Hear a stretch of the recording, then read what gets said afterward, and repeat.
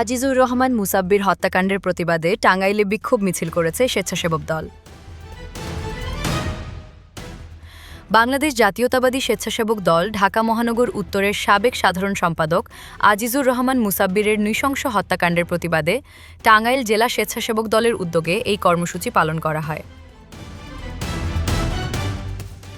বুধবার বিকেলে টাঙ্গাইল শহরের গুরুত্বপূর্ণ সড়ক প্রদক্ষিণ করে বিক্ষোভ মিছিলটি।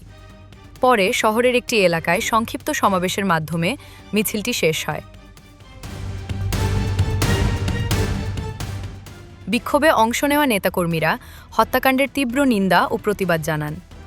তারা অবিলম্বে দোষীদের গ্রেফতার এবং দৃষ্টান্তমূলক শাস্তির দাবি করেন।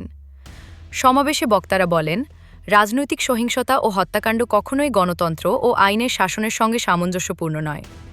এ ধরনের ঘটনা দেশের রাজনৈতিক পরিবেশকে আরও অস্থির করে তুলছে। বক্তারা আরও বলেন, আজিজুর রহমান মুসাব্বির হত্যার সুষ্ঠু ও নিরপেক্ষ তদন্ত নিশ্চিত করতে হবে এবং প্রকৃত অপরাধীদের দ্রুত আইনের আওতায় আনতে হবে। বিক্ষোভ মিছিলে টাঙ্গাইল জেলা স্বেচ্ছাসেবক দলের নেতাকর্মীদের পাশাপাশি বিএনপি ও এর অঙ্গ ও সহযোগী সংগঠনের নেতাকর্মীরাও অংশ নেন।